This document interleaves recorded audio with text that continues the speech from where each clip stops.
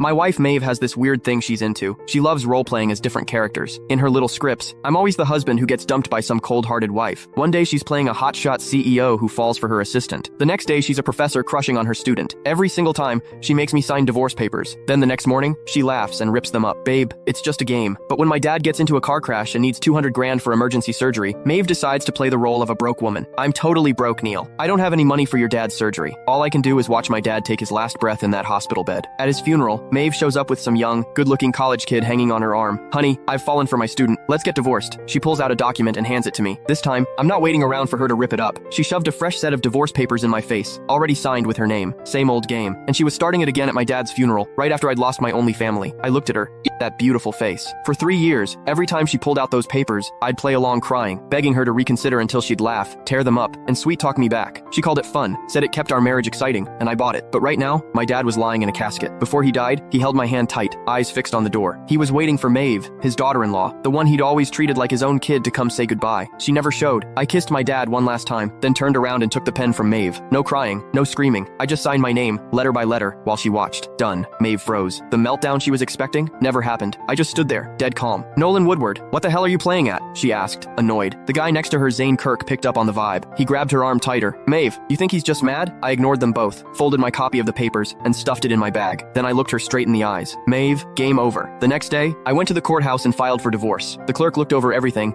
and processed it like it was just another Tuesday. When I checked my phone, it was blowing up with missed calls and texts from Maeve. Nolan, you've had your fun. Come home. I ripped up the papers. Let's just forget this happened. Did you seriously hang up on me? You're getting bold. The last one, from 30 minutes ago. If you don't come back right now, don't ever come back. I blocked her. I found a cheap apartment to rent. Once I got it cleaned up, I started looking for work. After we got married, Maeve had made me quit my job to be a stay-at-home husband, basically a prop in her dumb roleplay games. She said she loved me to her core, and that's why she wanted us to fall in love over and over, through different scenarios. She swore the cold, heartless women she played weren't the real her, just acting. Looking back now, pathetic. Maybe she was never acting. Maybe those cold, selfish masks were who she really was all along. When the court summons reached her, she called while I was in the middle of a job interview. Nolan, are you insane? You actually took this to court. I stepped into the hallway. We signed the papers, Maeve. This just speeds things up. Speeds things up? I'm telling you, you're not getting this divorce. Maeve, I cut in. My dad is dead. Silence. Then her voice went ice cold. I know, but that was his fate. You can't blame me for it. Games are games. Real life is real life. Can you not tell the difference? You're the one who can't tell the difference. I snapped and hung up. I went back to the interview. It was a basic admin job at a small company. The pay wasn't great, but it was enough to get by. I nailed the interview. Starting Monday. That night, I came home to find 2 people waiting outside my door, Maeve and Zane. Maeve looked furious. Zane stood back with this smug look, like he was enjoying the show. You've got some nerve, Nolan. You're actually serious about this?